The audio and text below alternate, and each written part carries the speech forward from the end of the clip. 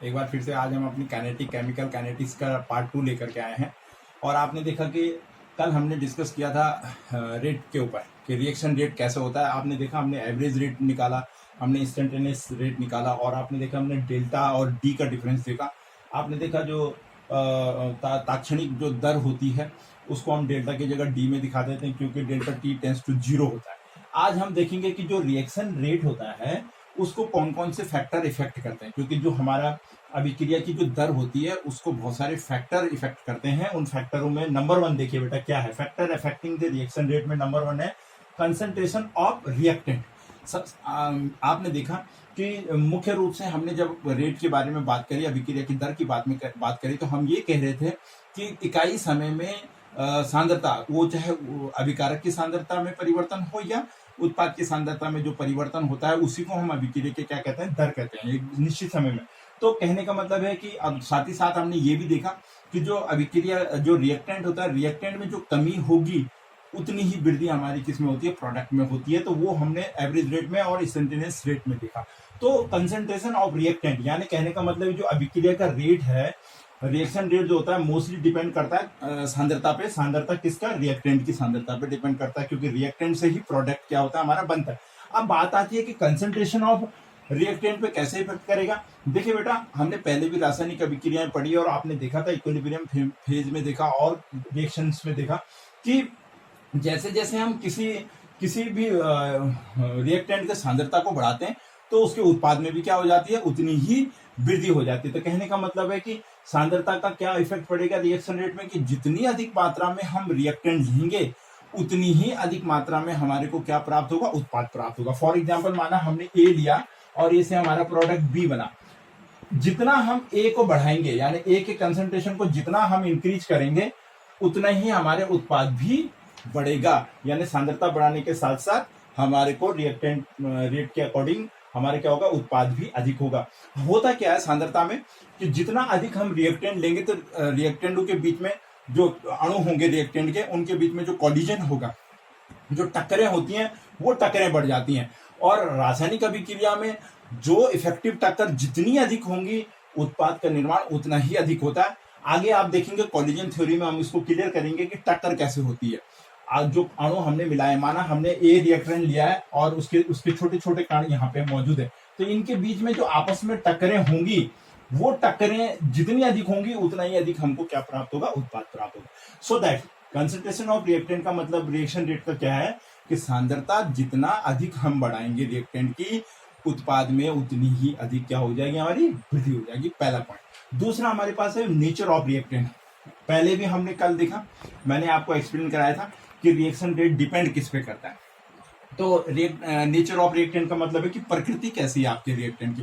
प्रकृति का मतलब क्या है, रिमाइंड कीजिए, आयनिक रिएक्शन है, कोवलेंट रिएक्शन है, या ऐसी अभिक्रिया जो फास्ट है, या ऐसी अभिक्रिया जो स्लो गति से होती है, या ऐसी अभिक्रिया जो मॉडरेट होती है। तो नेचर पे डिपेंड करता है। अगर आयनिक रिएक्शन होंगी तो बहुत तेजी से अभिक्रिया पूर्ण हो जाती है, स्लो होगी तो बहुत देर लगती है रिएक्शन को पूर्ण होने में, उसमें रेट की आवश्यकता नहीं पड़ती है। और आपने देखा हमने मॉडरेट टाइप की रिएक्शन पढ़ी थी जिसमें मैंने आपको बोला था ना बहुत तेज ना बहुत स्लो वो रिएक्शन होती है, उसमें हम अक्सर रिएक्शन रेट को क्या करते हैं, फाइंड आउट करते हैं। तो रिएक्टेंट रेट में उसमें क्या होगा कि कोवलेंट बॉन्ड, अक्सर आपने देखा कि जो अणु होते हैं, अणुओं के बीच में जो टक्करें होती हैं वो बॉन्ड के कारण होते हैं, उनमें क्या होता है, कोवलेंट बॉन्ड होता है। और कोवलेंट बॉन्डों की टक्करें होने से कोवलेंट बॉन्डों का टूटना और उनका जुड़ना, सहसंयोजक बंधु का टूटना और जुड़ने में जो समय लगता है वही हमारा क्या, उसी में हम क्या डिपेंड फाइंड आउट करते हैं, रिएक्शन रेट को निकालते हैं। तो नेचर ऑफ रिएक्टेंट डिपेंड करेगा कि कौन सी रिएक्शन पे आप रेट लगा रहे हैं। क्या वो आयनिक तो नहीं है, क्या वो बहुत वेरी फास्ट है, या मॉडरेट है, या वेरी स्लो है, तो डिपेंड करता है उसमें। तो जैसे मैंने आपको बोला कि हम सहसंयोजक अणु के रूप में जिनमें कोवलेंट बॉन्ड होता है, अगर उस पर जाए मॉडरेट रिएक्शन पे अगर हम जाते हैं तो उनके पुराने बंध टूटते हैं और नए बंधों का क्या होता है, निर्माण होता है। इसलिए नेचर ऑफ द रिएक्टेंट बहुत डिपेंड करता है किस पे, रिएक्शन रेट पे। Then the third point is temperature.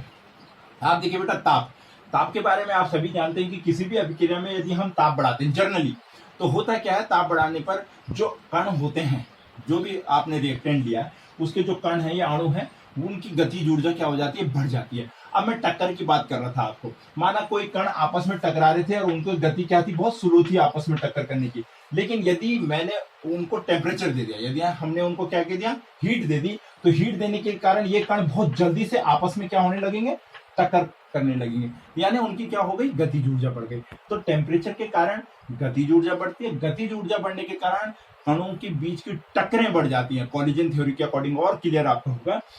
और टक्कर बढ़ने का मतलब है उतनी ही तेजी से अभिक्रिया होगी, रिएक्टेंट के कण जितने प्रभावी टक्करें होंगी उतना ही हमारा क्या बनेगा, प्रोडक्ट बनेगा। सो दैट तीसरा फैक्टर हमारा टेम्परेचर है, ताप बढ़ाने पर गतिज ऊर्जा बढ़ने के कारण रिएक्शन रेट की गति भी बढ़ जाती है, यानी उत्पाद में वृद्धि होगी, तो इट मींस रिएक्शन रेट हो गया। The fourth one is catalyst, उत्प्रेरक। आपको पता है उत्प्रेरक के रूप में हमने बहुत सारी रिएक्शनें पढ़ी हैं, कई रिएक्शन ऐसी है जिनमें उत्प्रेरक के कारण अभिक्रिया पूर्ण होती है। आपको पता है उत्प्रेरक शामिल नहीं होता रासायनिक अभिक्रियाओं में, बट रासायनिक अभिक्रिया की गति को तेज कर देता है। तो इसमें भी रिएक्शन रेट में भी कैटलिस्ट का बहुत बड़ा योगदान है, रासायनिक अभिक्रिया की दर को क्या कर देगा, बढ़ा देता है। इसमें होता क्या है कि कैटलिस्ट यूज करने से जो कणों के बीच की जो एक्टिवेशन एनर्जी होती है, एक्टिवेशन एनर्जी का मान कम हो जाता है, और एक्टिवेशन एनर्जी का मान कम होने से रिएक्शन की रेट क्या होता है, बढ़ जाता है। तो उत्प्रेरक अभिक्रिया की दर को वैसे ही क्या करते हैं, बढ़ा देते हैं। आपने पढ़ा है कैटलिस्ट के रूप में कैसे वो बढ़ता है। सरफेस एरिया, सरफेस एरिया मतलब होता है सतही क्षेत्रफल। यदि हम किसी ठोस का सतही क्षेत्रफल में वृद्धि कर दें तो उसकी भी अभिक्रिया की दर क्या होती है, बढ़ जाती है। फॉर एग्जाम्पल बेटा, माना हमने कोयला लिया, ठोस कोयला लिया। आप देखिए ठोस कोयला और कोयले की चूर्ण दोनों को यदि हम जलाते हैं तो आप देखेंगे ज्यादा तेजी से क्या जलना शुरू हो जाता है, कोयले का चूर्ण बहुत जल्दी से जलना शुरू हो जाएगा इन कंपेरिजन ऑफ ठोस, उसके सॉलिड के टुकड़े के कारण। तो सरफेस एरिया बढ़ाने पर भी रिएक्शन रेट यानी अभिक्रिया की दर बढ़ जाती है। तो ये थे बेटा हमारे पास 4 मुख्य ऑप्शन के अफेक्टिंग करते हैं जो रिएक्शन रेट को। कंसंट्रेशन क्लियर हो गया हमारा, जितना बढ़ाएंगे उतनी अधिक उत्पाद प्राप्त होगा, दर बढ़ जाएगी। Nature of reactant, yesterday we have discuss about it already. Ionic reaction है, स्लो है, फास्ट है या मॉडरेट है, उस पर डिपेंड करता है। टेम्परेचर किसी भी कण की अणु की गतिज ऊर्जा को बढ़ा देता है, यानी उनकी गति बढ़ेगी तो टक्करें बढ़ेंगी तो वो इफेक्टिव कॉलिजन होगा और उससे आपको उत्पाद मिलेगा। उत्प्रेरक अभिक्रिया की दर को बढ़ाता है, उसकी एक्टिवेशन एनर्जी को कम कर देता है। और सरफेस एरिया, किसी भी ठोस का सरफेस एरिया बढ़ने पर उसके अभिक्रिया की दर में क्या हो जाती है, वृद्धि हो जाती है। तो ये 4-5 फैक्टर हैं जो इफेक्ट करते हैं रिएक्शन रेट को। देखें अब अगला हमारे पास आता है रिएक्शन रेट के फैक्टर अफेक्टिंग हो गया। दूसरा हमारे पास dependence on reaction rate on concentration, यानी dependence of reaction rate on concentration, सांद्रता पर कैसे निर्भर करता है रिएक्शन रेट। देखिए कंसंट्रेशन हमने पढ़ लिया कि फैक्टर इफेक्टिंग करता है। देखिए फर्स्ट ऑफ ऑल बेटा we all know it very well कि जो रेट होता है हमारा, अभिक्रिया की दर होती है, वो डायरेक्टली प्रोपोर्शनल होती है किसी भी रिएक्टेंट के कंसंट्रेशन पे। तो rate is directly proportional to concentration of reactant. Reactant के हमने पढ़ा कि रिएक्टेंट अभिकारक के सांद्रता पर निर्भर करता है क्या, अभिक्रिया की दर। लेकिन देखिए लेकिन साइंटिफिकली ये प्रूफ हुआ कि केवल अभिक्रिया की एक्सपेरिमेंटली अगर हम थ्योरेटिकली बात करें तो हम कहते हैं कि rate is directly proportional to concentration. लेकिन अगर हम एक्सपेरिमेंटली बात करें तो एक्सपेरिमेंटली ये चीज निकल के आती है कि जो रेट होता है वो डायरेक्टली प्रोपोर्शनल टू होता है कंसंट्रेशन की पावर n के, एक्टिव मास ऑफ कंसंट्रेशन, यानी किसी भी रिएक्टेंट का जो पावर है कंसंट्रेशन पर जो रिएक्टेंट डिपेंड करता है उसकी सांद्रता के वर्ग पे डिपेंड करता है, यानी n पे, n यानी नंबर्स। ये एक्सपेरिमेंटली निकलता है, ये थ्योरेटिकली है। तो एक्सपेरिमेंटली n क्या है, रिएक्टेंट की सांद्रता के वर्ग पर निर्भर करेगा क्या, हमारा अभिक्रिया की दर। तो n क्या है एक्चुअली में, n है क्या, n is order of reaction.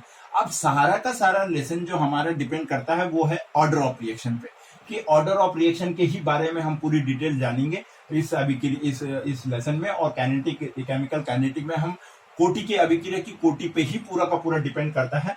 और कोटि किस तरीके से, फर्स्ट ऑफ ऑल हम n के बारे में जानेंगे कि n निकलता कैसे है हमारा, और n से हम क्या क्या चीजें आगे इसे बढ़ा करके पढ़ेंगे। देखिए बेटा n क्या हो गया हमारा, n पावर ऑफ कंसंट्रेशन हो गया, डिपेंड ऑन द रेट। पहला क्या था theoretically, this is the experimentally. For example हम एक रिएक्शन लेते हैं, simple reaction AA plus BB arrow हो गया माना CC फॉर टाइम पे। हमने कोई रिएक्टेंट लिया और आप जानते हैं कल मैंने आपको एक्सप्लेन किया था स्टोइचियोमेट्री होती है, यहाँ पे हम नंबर्स ऑफ मॉलिक्यूल कितने ले रहे हैं उस पर डिपेंड करता है। हमने 2 रिएक्टेंट लिया और उससे हमारा एक प्रोडक्ट बना CC। अब देखिए इस पे अगर हम रेट लगाएंगे तो रेट इक्वल टू क्या हो जाएगा हमारा, डायरेक्टली हम जो रेट लगाते हैं तो रेट डायरेक्टली प्रोपोर्शनल टू हमारा क्या होता है, एक्टिव मास ए और एक्टिव मास बी के रूप में हम ले लेते हैं। लेकिन अगर हम एक्सपेरिमेंटली इसको लेकर के चले, एक्टिव मास ए की पावर ए और बी की पावर बी ले लेते हैं। लेकिन अगर अब हम इसी अभिक्रिया को किस रूप में लिख सकते हैं, देखिए rate is directly proportional to active mass A की power P and active mass B की पावर Q, या हम इसी को लिख सकते हैं R is equal to K active mass A की power P and active mass B की पावर Q। अब देखिए साधारण रूप में हमने A की पावर A लिया, B की पावर B लिया, लेकिन जब हमने रेट को कंसंट्रेशन की पावर n के बराबर लिया तो मैं यहां पर लिख रहा हूं rate is directly proportional to P and Q। ये PQ क्या है, ये PQ एक्सपेरिमेंटल रेट को जब हमने डिफाइन किया तो P और Q ये n है, P एंड Q क्या है, n। हम इसी को हम लिख सकते हैं, और where K is a constant. K क्या आ गया हमारे यहाँ पे, जैसे हमने कांस्टेंट साइन निकाला, first of all I am explaining here n। देखिए n इक्वल टू क्या हो गया हमारा, P प्लस Q, यानी number of order of reaction depend करेगी n किस पे डिपेंड करेगा, power of the active mass A और B पे। तो P और Q जैसे होगा इसका जो योग निकलेगा वही हमारे क्या कहलाएगी, ऑर्डर ऑफ रिएक्शन कहलाएगी। इसको हम अभिक्रिया की कोटि कहते हैं। क्या कहते हैं, यानी हम अभी नॉर्मल रिएक्शन पे जब इसे अप्लाई करेंगे फिर हम देखेंगे कि अभिक्रिया की कोटि हम कैसे निकालते हैं। K क्या है, यहाँ पर K क्या प्राप्त हुआ हमें, K क्या है हमारा K है कांस्टेंट, रिएक्शन कांस्टेंट है हमारा K, जिसे हम वेग स्थिरांक भी कहते हैं। रेट कांस्टेंट है रेट। देखिए बेटा अभी हमने देखा एक सिंपल अभिक्रिया में हमने K निकाला, यानी रेट कांस्टेंट निकाला। K को हमने क्या कहा, वेग स्थिरांक का या दर स्थिरांक जो है उसको हम रेट कांस्टेंट कहते हैं। अब आता है कि K की वैल्यू क्या होगी, जो रेट कांस्टेंट है हमारा इसकी क्या यूनिट क्या होगी। तो रेट की कांस्टेंट यूनिट हमने कैसे निकाली, rate equal to K active mass A की power P active mass B की पावर Q। एक्सपेरिमेंटली ये n है, ऑर्डर ऑफ रिएक्शन है और डिपेंड करता है कंसंट्रेशन ऑफ रिएक्टेंट के, किस पे करता है, रिएक्टेंट के। अब यहां से अगर हम K बाहर निकालते हैं तो rate upon active mass A की पावर P एंड B की पावर यानी कंसंट्रेंट की पावर Q हो गया। अब यहाँ पे हम वी ऑल नीड रेट क्या होता है, दर क्या होती है, सांद्रता पे डिपेंड करती है। तो सांद्रता क्या होती है हमारी, मोल पर लीटर टाइम, मोल पर लीटर टाइम होती है हमारी क्या, सांद्रता। अब ये भी क्या है हमारा एक्टिव मास है यानी कंसंट्रेशन है, तो कंसंट्रेशन को हम मोल पर लीटर लिखते हैं। क्या लिखते हैं, मोल पर लीटर। रेट क्योंकि समय के साथ होता है, रेट किसके साथ क्या होता है, समय के साथ। सांद्रता में समय के साथ परिवर्तन होता है, इसलिए हम मोल पर लीटर टाइम लिखते हैं। और सांद्रता केवल क्या होती है, मोल पर लीटर। सांद्रता को हम किस में व्यक्त करते हैं, मोल।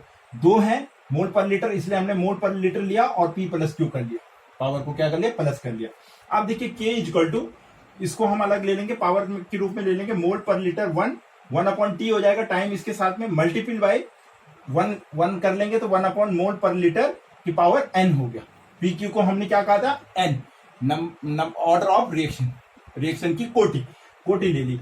अब ये ऊपर जाएगा तो हमारा K इक्वल टू क्या हो जाएगा, मोल लीटर की power 1 minus n time inverse.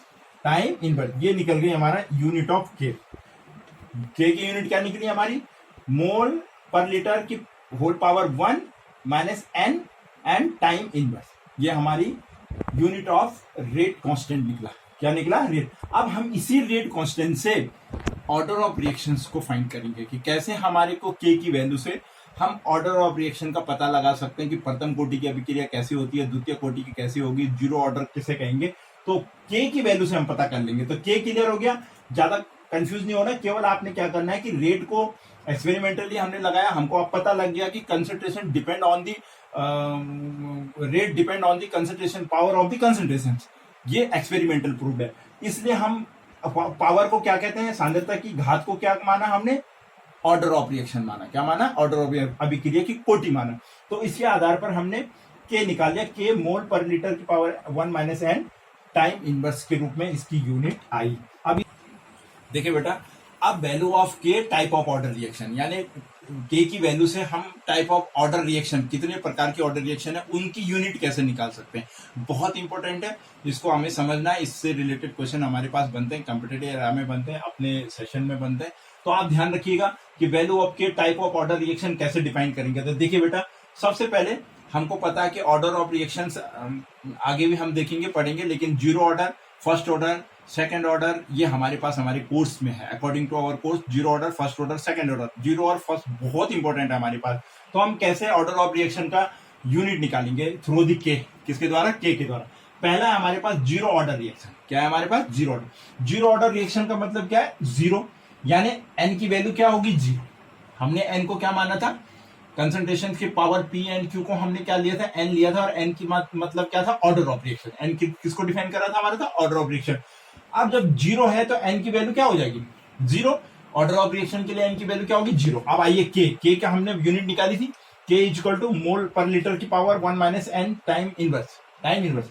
अब देखिए यहां पर अगर हम जीरो ऑर्डर के लिए के की वैल्यू निकालेंगे तो क्या निकला? यूनिट क्या निकलेगी जीरो ऑर्डर की? देखिए तो जीरो ऑर्डर के लिए हो गया मोल पर लीटर 1 माइनस एन की जगह क्या लिख देंगे बेटा? Zero and time inverse. Clear हो गया? अब क्या होगा?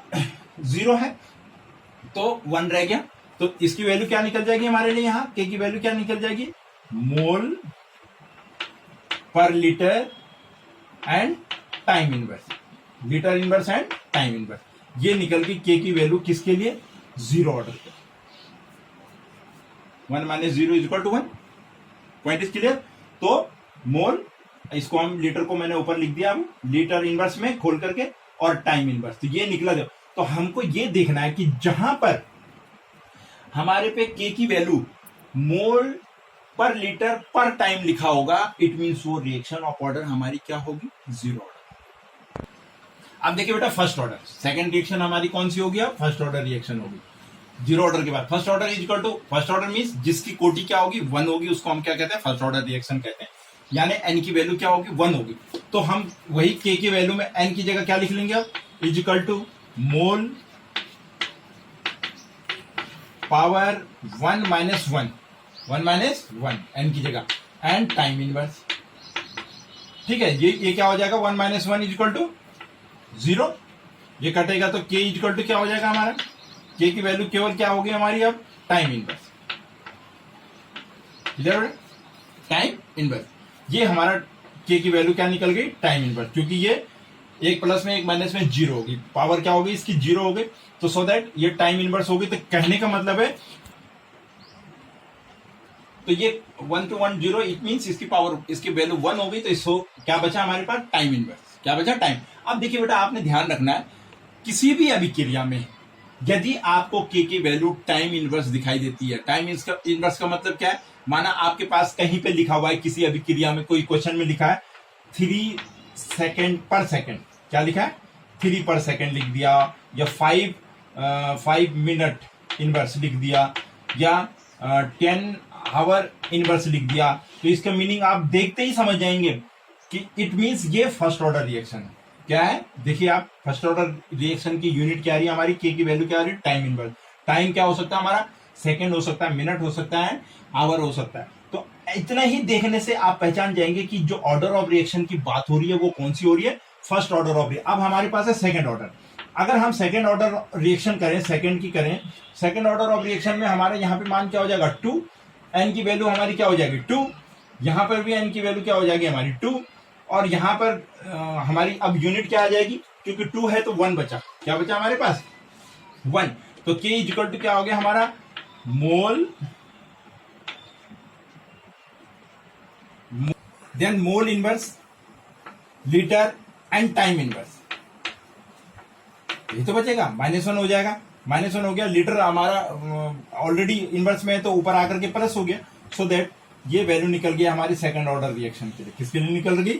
सेकंड ऑर्डर रिएक्शन के लिए हमारा के का मान होगा मोल इनवर्स, लीटर और टाइम इनवर्स। क्या होगा? Time inverse. इस हिसाब से बेटा हमको केवल के की वैल्यू पता होनी चाहिए। अगर हमें के की यूनिट पता है तो आप के की यूनिट से zero order, first order, second order, third order reaction की भी यूनिट्स निकाल सकते हैं और उससे आप कई न्यूमेरिकल हल कर सकते हैं। आपके पास आता है कि बताइए कि इसकी अभिक्रिया क्या होगी। टाइम की जगह हम सेकंड लिख सकते हैं, क्या नाम कहते हैं, मिनट लिख सकते हैं, आवर लिख सकते हैं इसके अकॉर्डिंग। तो द वैल्यू ऑफ के type of the order of reaction मैंने आपको क्लियर कराया कि के की वैल्यू से आप first order, second order, zero order की रिएक्शन में यूनिट कैसे निकाल सकते हैं। और एन जिसका जीरो होगा वो जीरो ऑर्डर होगी, जिसका वन होगा वो फर्स्ट ऑर्डर होगी, जिसका टू होगा वो सेकंड ऑर्डर होगी। ये मैं आपको नेक्स्ट टॉपिक में क्लियर कराऊंगा, ऑर्डर ऑफ रिएक्शन।